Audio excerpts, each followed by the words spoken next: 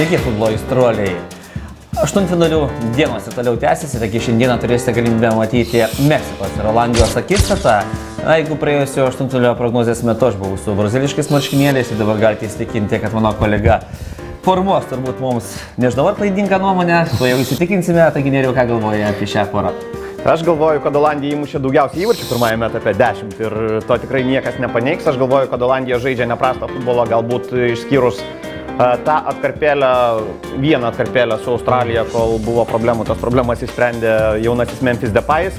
Ir manau, kad štai šiuose rungtynėse meksikiečiai, nepaisant to, kad jie ginasi iš tikrųjų gerai, bus palaužti.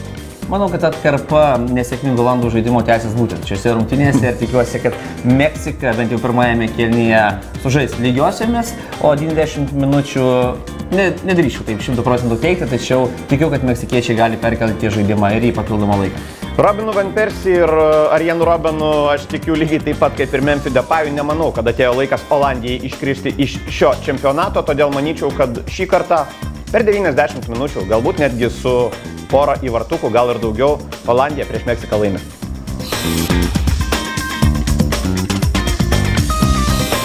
Labą dieną, šiandien žaidžia Olandija prieš Meksiką. Klausyk, brangioji, bet tu praeitą kartą atėjai už Meksiką, nes ten pats Jėzus Kristus žaidžia ir šiaip ten treneris nerealiai šoko, ne?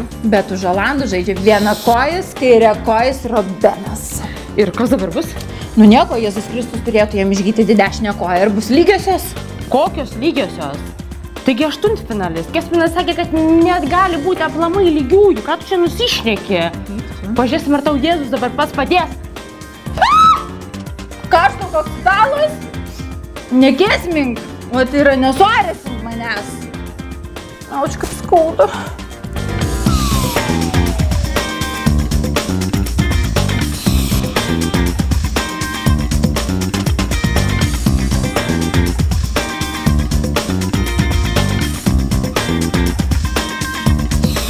Ko čia darai? Aš jau ką toks stalas? Nekėsmink čia gerai.